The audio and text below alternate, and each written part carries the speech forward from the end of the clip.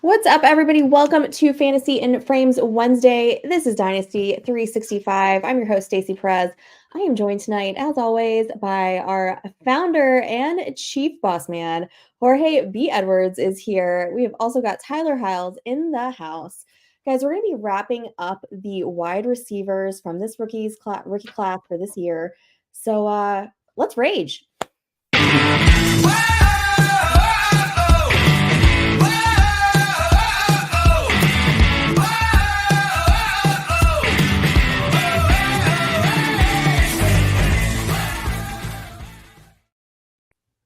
What's up, guys? How's your week been?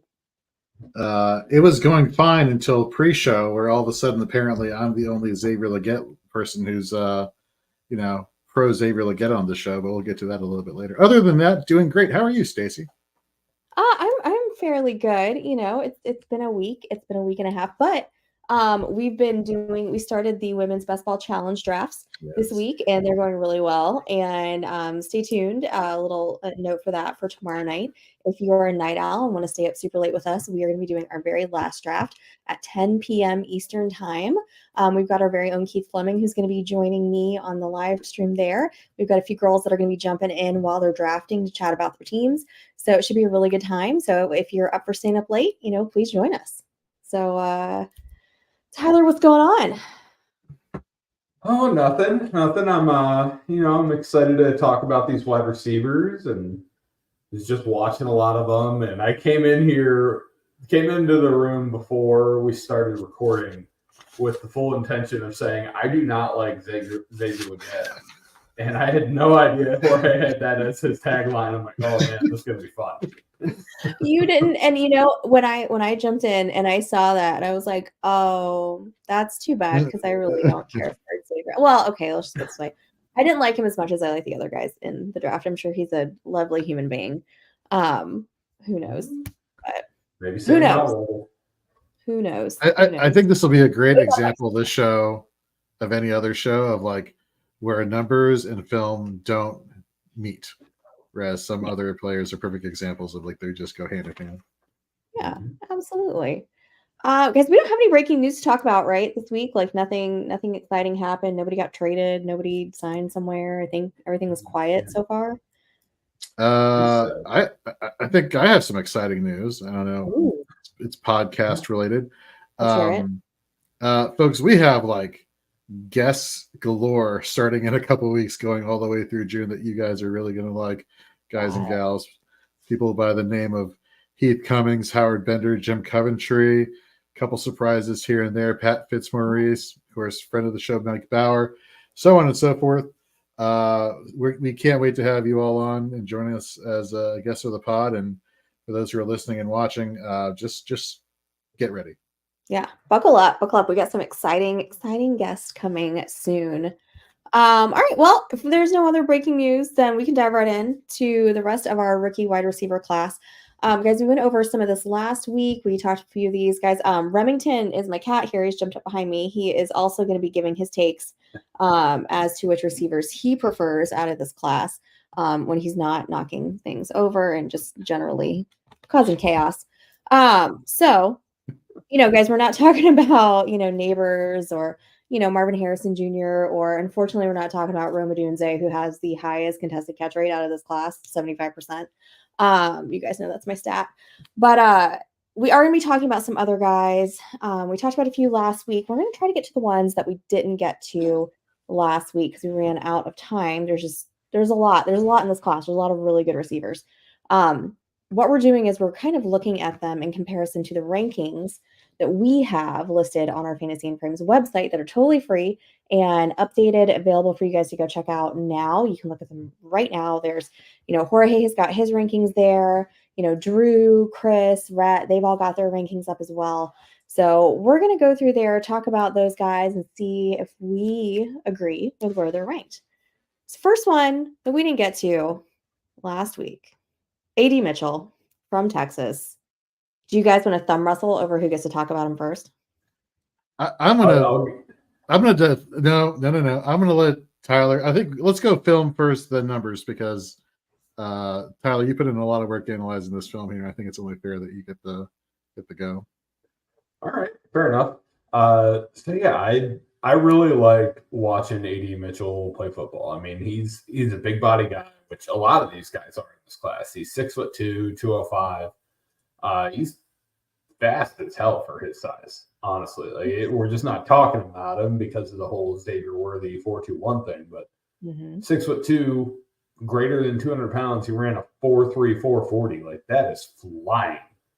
39.5-inch vert, 11'4" broad. He's a super explosive athlete, and you can see that on film. He has an ability to get open. He can cut off the top of his routes and just absolutely break people off. He has fantastic body control. I saw him catch several balls jumping up in the air, putting 1, even 2 feet down on the sideline, making NFL-worthy catches for Quinn Ewers, who wisely stayed in college another year. So I think AD Mitchell was clearly the wide receiver 1 in Texas this year over Xavier Worthy, and he played a big part in making that offense go. So I'm a big fan of AD Mitchell. I think he's probably going to be around my wide receiver 6, maybe 5 when it's all said and done.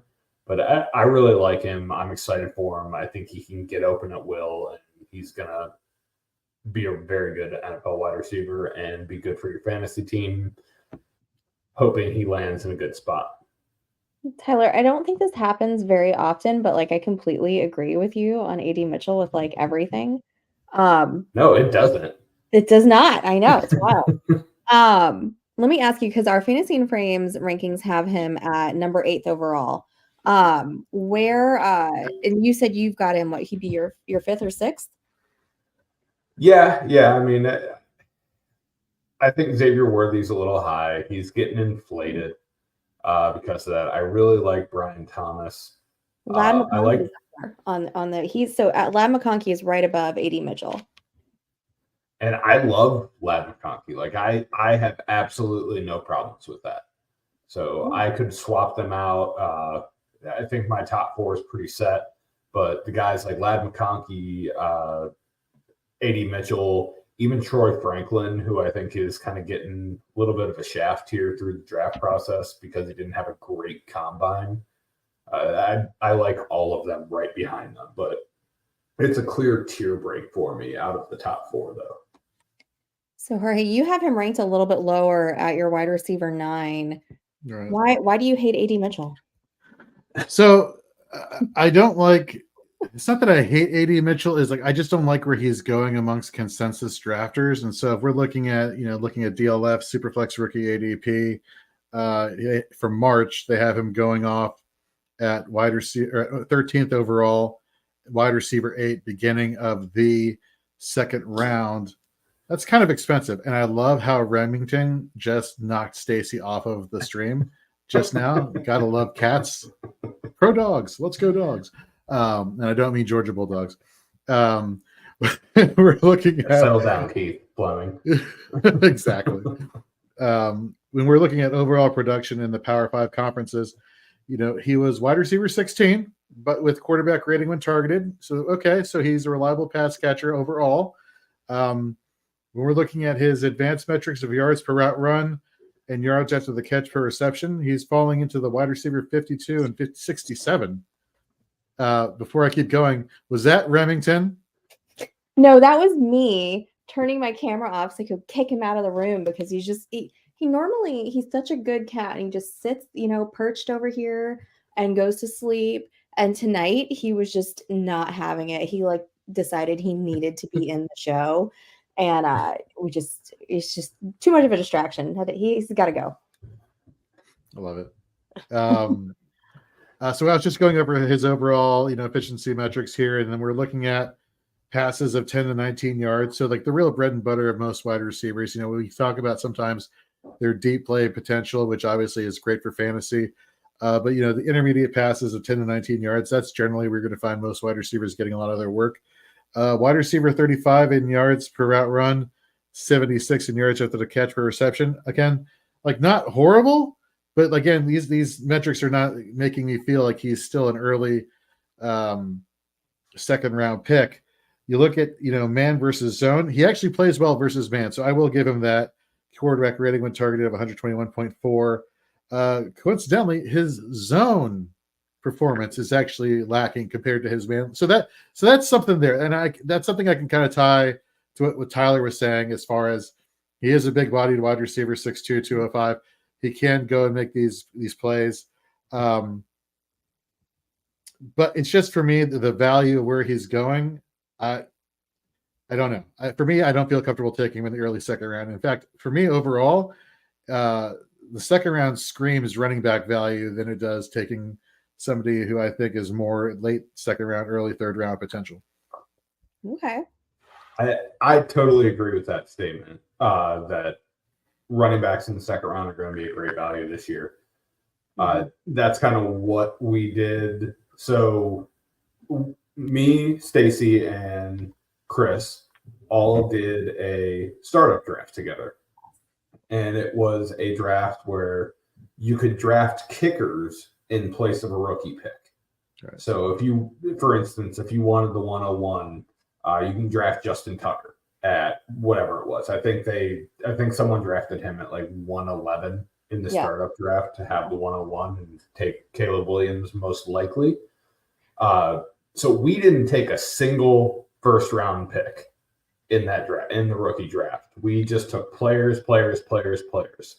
And when we got to about round 13 or 14, maybe, Stacy, I can't remember exactly off the top of my head, we loaded up on second round picks. We got something like 2-3, 2-5, 2-7, 2-9, and 2-10. Yeah, we took four kickers in a row. Yeah. we didn't have hardly any running backs, and I'm like, we're going to be able to do this. We're going to be able to cover ourselves at running back just with these second round picks, and I felt really good about it. So that's a very roundabout way of saying I heartily agree with what you said about the running backs in the second round, Jorge. Right.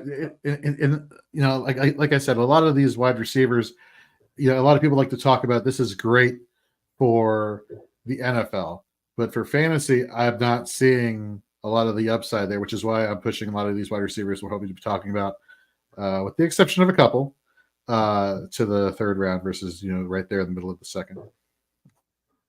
Yeah. So speaking of running backs, we're going to be talking about running backs. We're going to be covering them in the next couple weeks here. So stay tuned if you are all in on the rookie running backs. All right. So our next guy for this week, Roman Wilson out of Michigan. Jorge, do you want to start with Roman? Sure. Yeah. So again, going back to DLF's March ADP for Superflex, he's going at the 24 pick overall. Wide receiver 11. He's 5'11", 185. Your slot wide receiver. Coincidentally, even though a slot wide receiver, he's actually very efficient in deep passes, which I think is pretty awesome and hilarious. Where he has the wide receiver 522 finishes and quarterback rating and yards per route run. You look at his intermediate passes. Wide receiver 35 and 23 in yards after the catch for reception, yards per route run. But who cares about that? What we care about is slot performance and what he's doing there in the slot. Whether it's man or zone coverage, which he plays extremely well versus, it doesn't matter which one it is. He's very efficient in both those defensive coverages. His slot performance overall, and Stacy, this is for you, wide receiver 3 and average depth of target with a reception percentage of 71.4%. That is super elite. Wide receiver 7 and yards per route run. Not a yak monster. He's not Malik Washington. Who can do that? Not all of us, Not all of us can be a Malachi Corley or a Malik Washington. I got you. Right.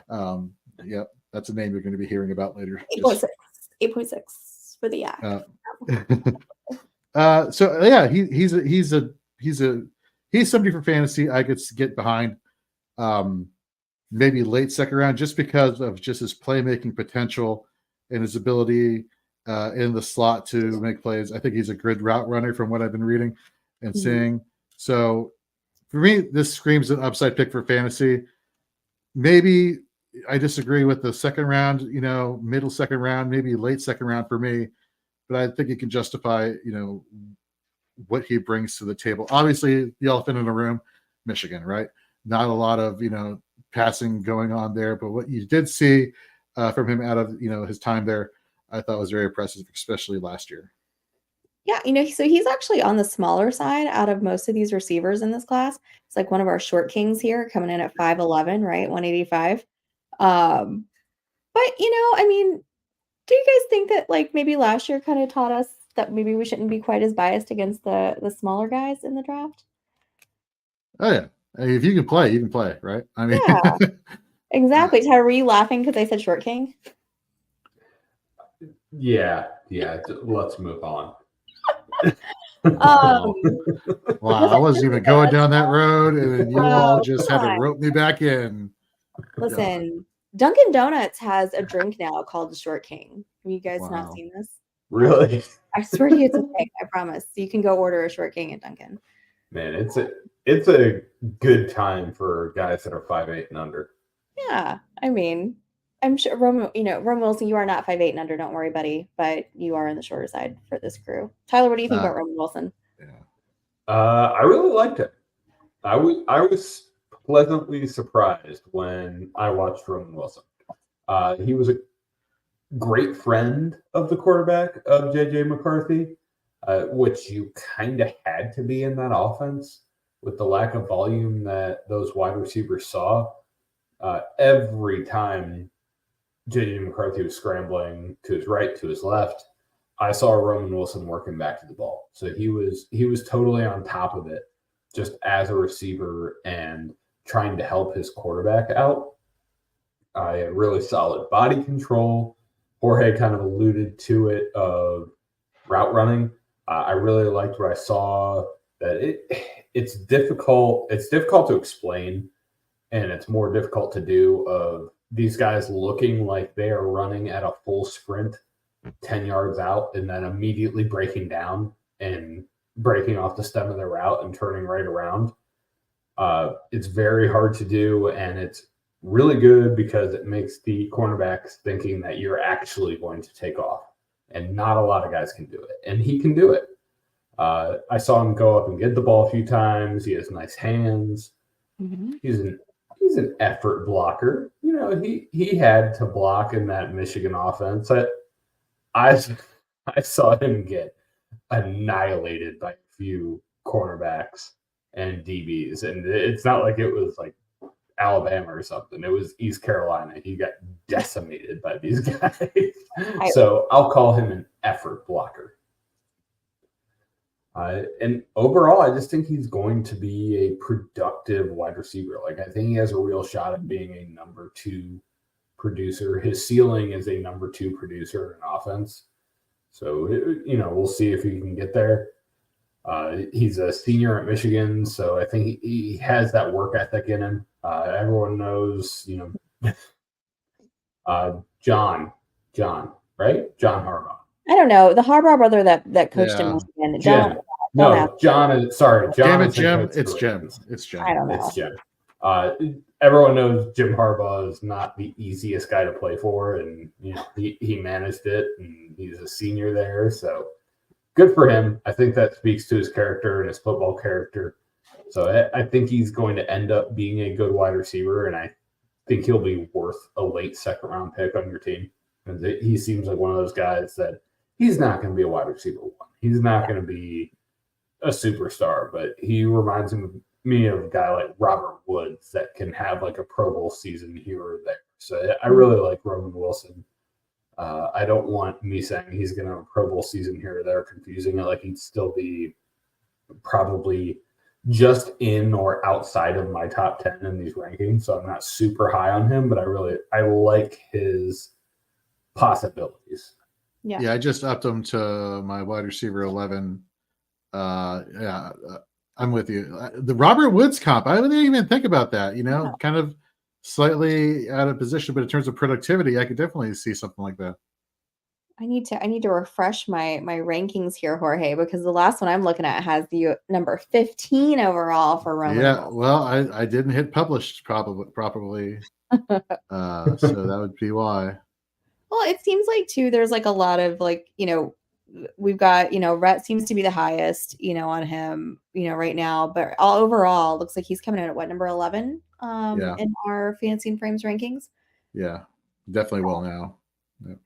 Yeah, so it looks like, AD Mitchell that we just talked about, Keon Coleman, who we're going to talk about here in just a second, my favorite, Malachi Corley, and then Roman Wilson is about where he's falling in our group. Does that sound about right? Yeah, sure. Sorry, I just saw Jorge's ranking of Xavier Leggett, and I almost swallowed my tongue. You know what? Bring it. Bring it. That's all I gotta say. Guys, you're gonna have to stay tuned in for the entire show if you want to hear the argument over Xavier Leggett, because now we're not getting to him till the last part. Now it's gonna be such good content. We're gonna wait. We're gonna wait. Make you guys wait. Keon Coleman, Florida State, Michigan State. I like that he's younger than most of these guys on here. He's like 20 years old, so like that tells me, like he's gonna have the opportunity for another contract when he's still fairly young. Some of these guys are pretty old here. I mean, did you guys look at Ricky Pearsall's like in his AARP card? My gosh. Oh yeah, he took advantage of the COVID year, like several of these guys. No kidding, man. Yeah, well, extra year of eligibility, but it was good for Pearsall. He might have been drafted if he came out last year. Yeah, just maybe. based off physical traits purely, but he finally had a productive season this year. And same thing for our good buddy Xavier Leggett, who was completely useless until his 5th year. Hey, you know what? That's okay. You know who was useless until his last season? Jaden Daniels, quarterback, and he's projected to go at what pick in the NFL draft this year? I'm just saying, obviously different position, but there's plenty of examples of people who in 1 year increased their draft stock dramatically. Yeah, let's let someone prove it in the NFL outside of Joe Burrow. Yeah. Well, Keon Coleman, everybody. Hey, Keon that's Coleman. funny. You know why Ricky Pearsall was so bad before he went to Florida? Because he had a bad quarterback at Arizona State named Jaden Daniels. Why does everybody want to leave Arizona State? Why does everybody want to transfer out of Arizona State? Isn't that like the number one party school like in the country? Yeah. Like historically ranked or pretty high up there? I thought it was Barstool's number one party school. Yeah. I think Arizona took it. I forget which one it was. Everybody hates Arizona State. They're trying to get out. I don't get it. Herm Edwards isn't there anymore. Well, I mean, Ricky does. I mean, we are so down a rabbit hole now, but like Ricky does sound like a much more like Florida man name than Arizona man name for sure.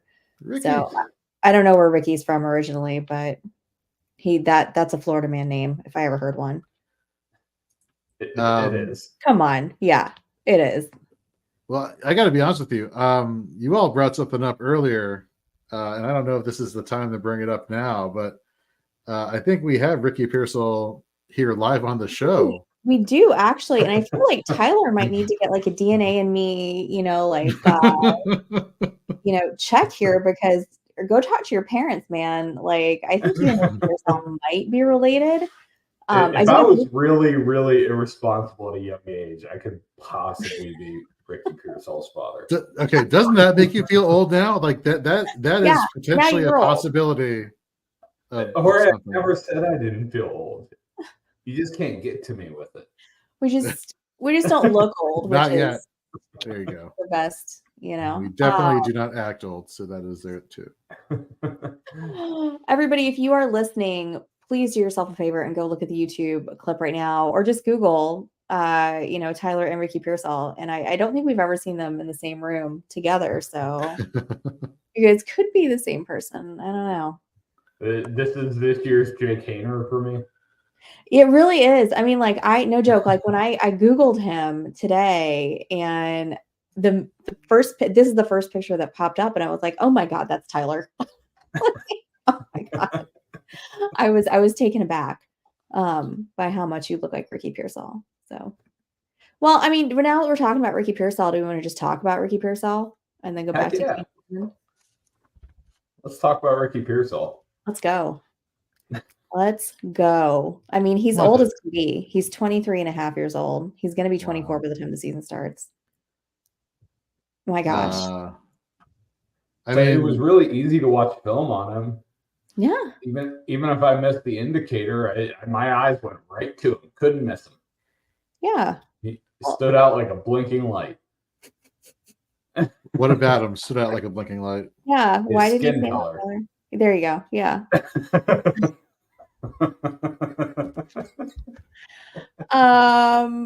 Moving on. One way that I had that he stood out was that he has a higher reception percentage than most of the guys in this group. He's at 74%, which makes him top 13 in the nation and top out of all the guys that we've talked about tonight. So he has the highest out of this entire group. He's pretty reliable. And he has a great contested catch rate percentage, which endears him to me at 50%. Who doesn't love that? Yeah, I mean, he's a really good slot wide receiver. He excels in both man versus zone. Very efficient wide receiver, 19 in yards per out run. Currently going in Superflex ADP as the 27th overall wide receiver, 13, definitely third round, mid to the late third round for me. Again, I would have a hard time pulling the trigger on him in the third round. But I guess once you're there in the third round of your Superflex rookie draft, so you're kind of a crapshoot at that point. So you kind of just really have to go after the guy that you think has the most playmaking potential. And that's no disrespect to him as a player. It's just for fantasy, I don't know. There's a couple other wide receivers I might be targeting ahead of him. Okay. But I wouldn't rule him out. Yeah, I agree with that. He did some good things on film. He did some not so good things on film. I really like he had a good ball tracking ability. He's over the shoulder catches. He did really well with that. Nice stop and go movement on some of his routes. Mm-hmm. But looking at him, he's 6'1". He's 190 pounds. Yep. And he's really athletic. 4.41 40-yard dash. He had a 42-inch vertical jump. This dude's jumping out the friggin' building. Well, and he maintains that speed down the field too. It's not just like, running in that straight line for, a few seconds. Like he can kind of stretch it out. Right. But that was the one problem. I saw him running routes and I'm like, I don't see it. I don't see the athleticism. He was a little fumble-footed at times. I didn't see him creating a lot of separation. I'm like, where is this 4.41, like almost sub 4 20-yard shuttle? Like, I don't see it. And then he got the ball in his hand. I'm like, oh, there it is. Yeah. Like, why can't he do that before he catches the ball? It was just very confusing to me that it did not track before he caught the ball. And then I saw him catch a ball on a flare route. I'm like, all right, I can see it now. So I like Pearsall as, I think you said slot guy, Jorge. I agree with that. I think he can be a bit of a gadget guy with the way he moves with the ball in his hands, as well as his ability to track the ball deep. So I like his ceiling. The ability to hit that ceiling, I don't know if it's super high. So this is kind of a key, like mid third rounder for me, where I'm like, all right, you know what? I'll take a ceiling shot. He might end up being useless on my roster at some point, but he could also be a big producer. So we'll see. I see a lot of good and bad with him. Yeah. So he's ranked number 15 overall in our rankings online. It looks like Rhett is probably the highest, but it seems like everybody's pretty right around the same spot for him. He's right. He's kind of sandwiched right there in between like Tez Walker and Malik Washington is where we've got him at right now. That feels right. Right? Yeah. Go Malik Washington. Yeah. Woo! Love it. It feels good. It does feel Who's good. driving this Malik Washington ranking? I don't. Jorge. Yeah. We're gonna have to go back it's the Washington. It's the PPR rankings. Look, I'm not the only one. The one who's bringing him down. No, you're right. I am driving it. Never mind. Yeah, Careful. definitely. Legette's gonna get jealous. Never. He's too far up there. That sounded horrible. Phrasing. Yeah. Never mind. Moving on. All right. So let's go back and talk about Keon Coleman. Florida State, Michigan State. Like you said, he's a little bit younger. I like that he's sturdy, right? He's 6'3", 213. Like he's just like a big physical player, and he's got some like nice blocking skills too. He just feels like he's just like built to be a wide receiver. Like he's not the fastest guy out there, but I mean he's not slow at all. I don't know. I just really like this guy. What do you guys think about him? He's caught out of 30 contested targets, talking is easy. Only 10 that were caught for a 33.3% contested catch rate. Not good. That's not great. It's not great. None of these, except for a couple of them, I felt like that was how it was with a lot of these guys. I was so disappointed with their contested catch rate. Yeah. I don't know, Tyler. What are your thoughts here with what you saw on film for Keon Coleman? This is another one where I was a bit confused with his athletic measurements versus what I saw on film. 6'3", 213 pounds. Mm-hmm. So he's a big boy for a wide receiver, and he ran a 4.6 140, which not great at the wide receiver position. Still at a 38-inch vertical leap, so pretty explosive. 10'7" broad, explosive there. Solid 10-yard split with 1.54. So I saw him move faster on film than his measured times say. Mm-hmm. And I think that was kind of played out at the combine when they were looking at the GPS tracking speed of some of these guys when they're running the gauntlet drill. Like Troy Franklin, for instance, ran a 4.41 40, fast guy out of Oregon. He was maxing out at like 16 miles an hour when he was running the gauntlet, and he was weaving all over the place. And Keon Coleman was just running straight down the field at 20 miles an hour, catching every pass. So that makes you feel good with the GPS timing. I'm not saying Keon Coleman is Puka Nacua, but Puka Nacua was the example last year of not great measured time, really good GPS time. And that was the same thing the Rams did with Cooper Kupp. Not great measured time. His GPS times are always high. He's moving fast at all times. So I like Keon Coleman. I mean, he's going to be up in my top 6, 7, 8 receivers. I can tell you that right now, just based off of watching his film and his size and his ability. So I like Keon Coleman. I will be totally comfortable taking him top of the second in this draft, right around the quarterback range, or right around really the start of the running back run. So I like Keon Coleman. Yeah, I like him too. Right now, we've got him at number 9 overall. That's because Xavier Worthy's still up there at number 6, which he would get booted out of my top group. But I'm a big Keon Coleman fan too, Jorge. You've got him. I got him out of the whole. Well, you and Rhett are rated him. Yeah. I like the one knock on him I'll give him is he's not a big yak guy. You know, he's kind of like catch the ball, get tackled. There's not really a lot of breakaway upside there. But you do like his average depth of target. You don't like his contested catch rate. Again, I think this speaks more to the tier drop off in wide receivers at a certain point. Coincidentally, I'm using Xavier Legette as my barometer here. I know that's going to make some of you throw up, like the two of you. But I think this is just a drop off here. We saw his play at Florida State. It was impressive. And so there's definitely more. This is more of an upside ranking than it is more so a metric upside for me. Nice. Well, we are at the halfway mark here. We've gotten through 4 guys. We got the last 4 to go. Tez Walker, UNC. Does anybody have strong feelings enough that you want to tackle him first?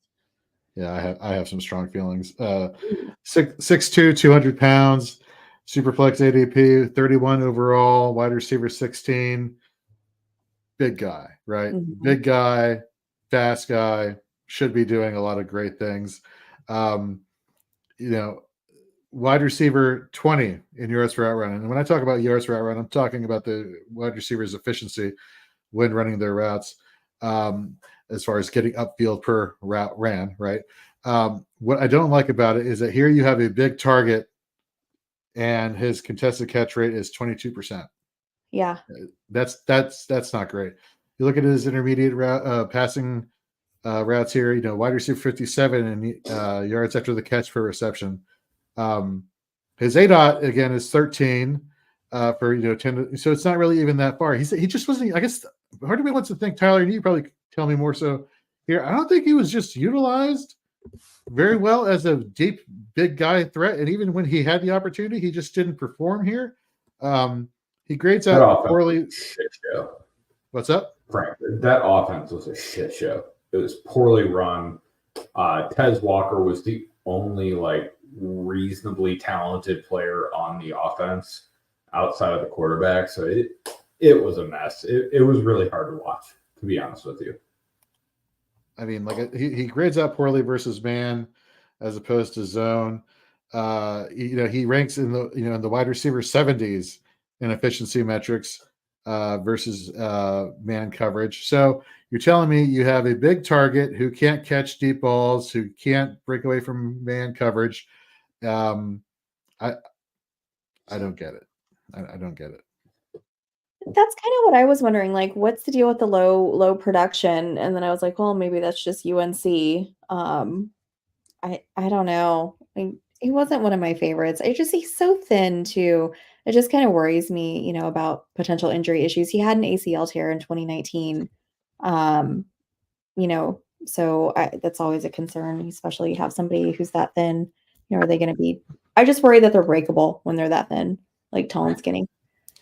It's not gonna... I wouldn't put it all on Tez Walker for that offensive struggles. Oh no. That offensive line was a shit show. They didn't have any running backs. They didn't have any wide receivers outside of Tez Walker. It was literally just Drake May running for dear life, trying everything he possibly could to get the ball to Tez Walker. It was bad. It was a bad offense. There's no two ways around that. Yeah. Well, let's see where he's coming in at our 14th overall, ahead of Ricky, below your Malik Washington. Looks like, let's see. It looks like Chris is the highest on him, and Drew might be the lowest. But yeah, we've got him right now at wide receiver 14 overall on the rankings. Which not great, Bob. No, it's not great. It's not great. That said, let me at least say he's a fantastic athlete. His traits are through the roof. He's over 6'1", ran a 4.36 40, over a 40-inch vert, over an 11-foot broad. He's an awesome athlete. He has all the traits. Do I disagree with the ranking of where we have him? No, I don't. But when you're taking shots on guys in the third round of your rookie drafts, that's what you want to take shots on. You want to take shots on guys with high ceilings and high traits and high athleticism. Yeah. Yep. Well, we're going to talk about one more person that we're not too in love with before we get to the absolute throwdown that has been brewing all show over Xavier Legette. Brendan Rice. You guys know him as Jerry Rice's son. USC. Before that, he was at Colorado. He's 22 years old, 6'2", 212. That's a pretty nice wide receiver build there. I think he brings a lot of intangibles to the table personally. I think and this isn't obviously really helpful in fantasy. It's more helpful for when he's, actually playing in the NFL. He's just, from what I keep reading about him, everybody just raves about his blocking skills and just puts a lot of great effort in, when he's on the field. He's a great teammate. So, those things are going to endear him to his team, whoever drafts him. But as far as fantasy wise, how do you guys think Brendan Rice stacks up? Tyler, what are your thoughts? Rock, paper, scissors. I need to watch more of Brandon Rice. I liked how he looked in the little bit that I watched. But mine is more like intrinsic. I just think guys that have fathers that were successful NFL players have what it takes to be a successful NFL player. Yeah. They're raised in it. They saw what it takes. I mean, when your dad is the greatest player at the position that you're playing of all time, it's a little unfair to you, but it also kind of gives you a boost. I like Brendan Rice's opportunity in the NFL to be a productive receiver. Do I like him as a super productive fantasy receiver right now? I'm going to say no. Yeah. You know, one thing, though, that I did see, I'm sorry, I didn't mean to interrupt you, but just real quick about him that was encouraging to me was that there were only 2 games last season where he didn't have a touchdown. So, I mean, they were finding him consistently, getting him in the end zone, getting him the scoring opportunities. And 2023 was by far his best year. He actually doubled his touchdown production of his entire career last season. Yeah, again, one of these guys who grades out better in man versus zone. You look at his efficiency and yards per route run; it's right there in the top 15 amongst wide receivers. But again, not a yak monster, not the guy that's going to get you the extra yardage. Again, what you see is kind of what you get. Nothing too spectacular. For me, I would not go out of my way to draft him. He's currently at Superflex as the wide receiver 19, pick 38th overall. I would probably go in just a different direction here. Yeah, he's pretty far down on our rankings as well, coming in at just in the top 20 there at number 19. But yeah, Brendan Rice, probably better NFL player than fantasy player. Indeed. Yeah. Jorge, it looks like, according to the show sheet, you're dying to talk about Malik Washington before we end on Xavier Legette. So take us away.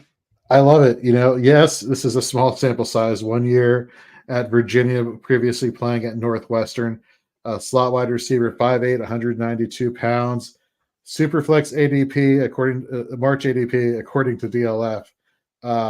Not even listed, outside the top 60 overall in wide receiver position. Again, outside the top 60, not even listed overall. But here we go. His overall, metrics here that is really impressive as a receiver. He had 17 contested targets, 11 catches for a contested catch rate of 64.7%, which puts him as the wide receiver 5 amongst qualified candidates in the Power 5. 5th in yards per route run, 22nd in yards of the catch per reception. Wide receiver number 1 in all of college football, not just including the Power 5, amongst draft eligible wide receivers in 2024.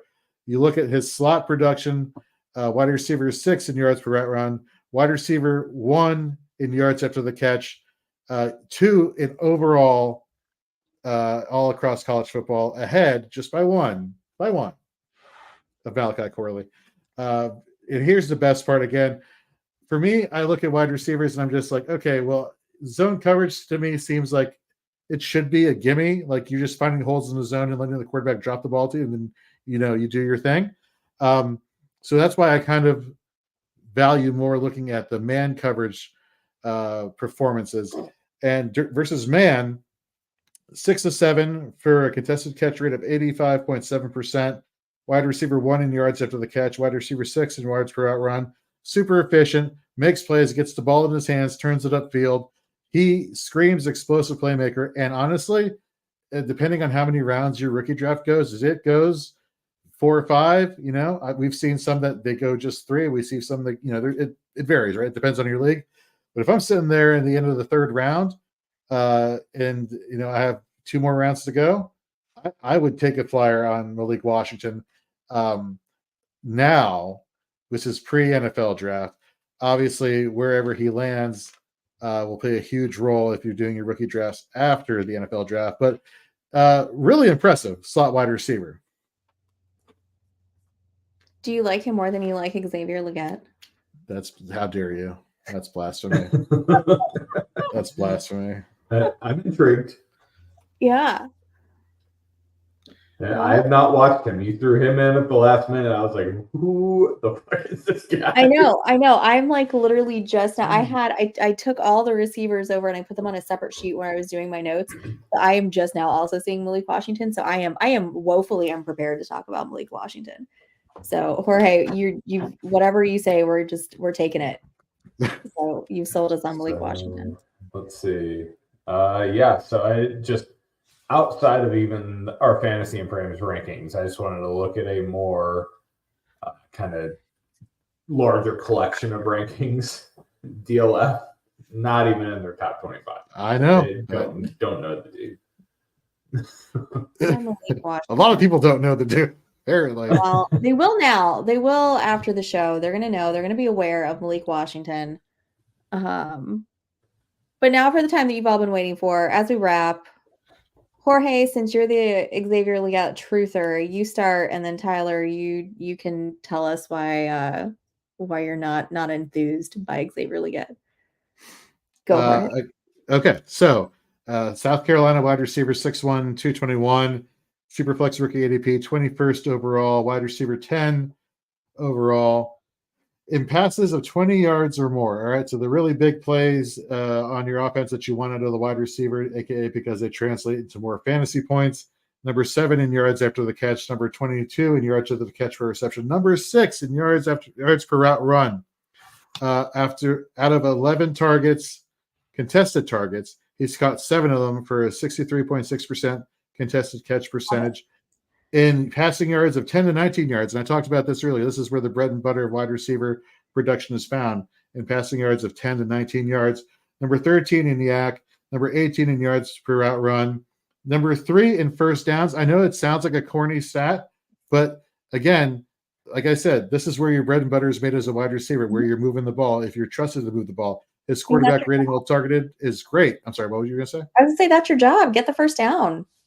Like the quarterback trusts you to make plays to keep the team on the field on offense. That's a big deal. Yeah. And again, going back to man versus zone, and I already talked about with Malik Washington why I favor man coverage over zone. Wide receiver 5 in YAC, wide receiver 3 in yards per route run, 13 in yards of the catch per reception.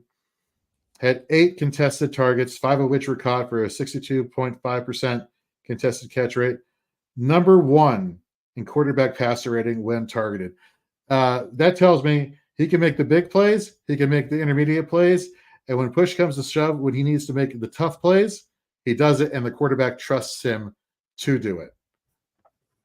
There you go. Tyler, is this noise or is this legit? What do you think? I mean, it was a lot of number vomit. Whoa!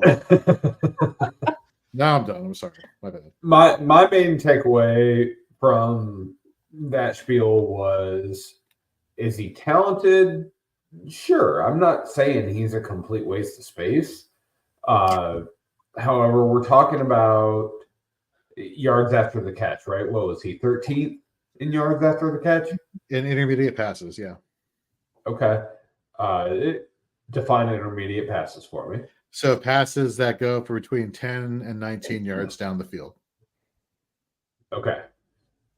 All right. So what I was saying is I could probably be good in yards after catch if I was catching a bunch of flare outs and screens too.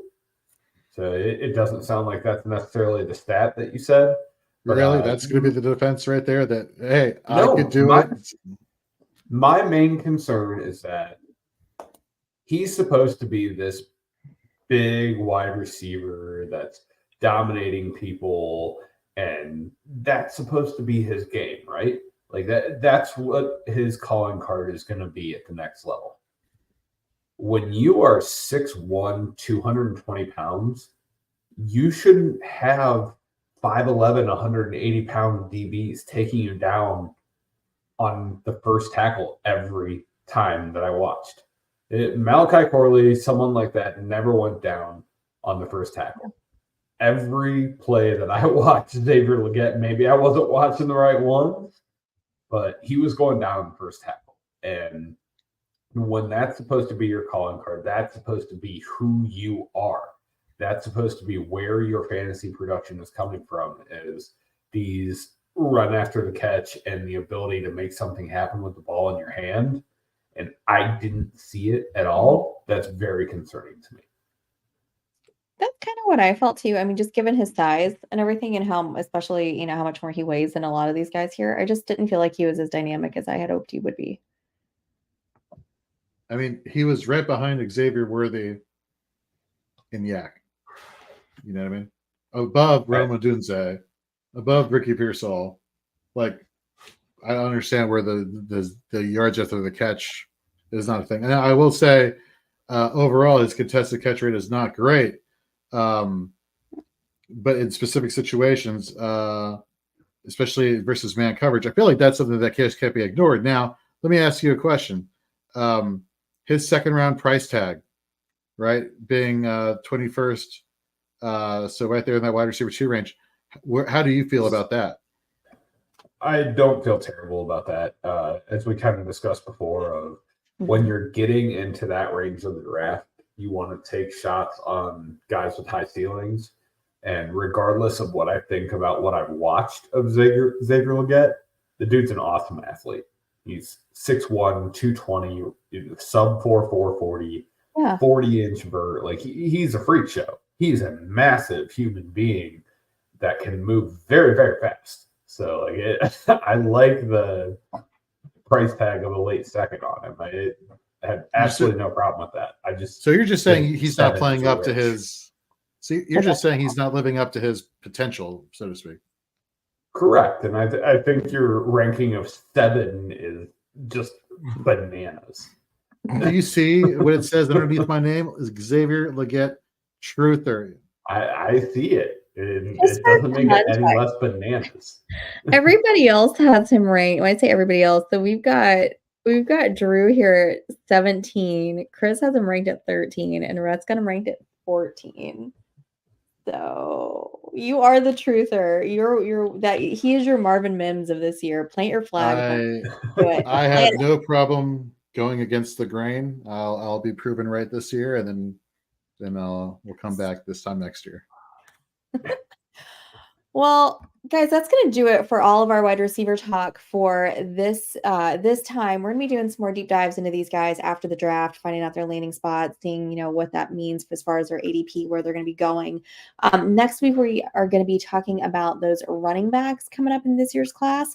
So buckle up, get ready for that. Like we talked about earlier, we got some great guests coming on. Make sure to hit that like and subscribe button so you get notifications every time we're on. And so you don't miss any of our fantasy news we've got for you. Make sure to give us all a follow. You can find Jorge over at Jorge B. Edwards. Tyler is at FF Tyler Heil. I am at Stacy_Perez 83. Our website's fantasyandframes.com. Go check out those rankings, and we will see you next week.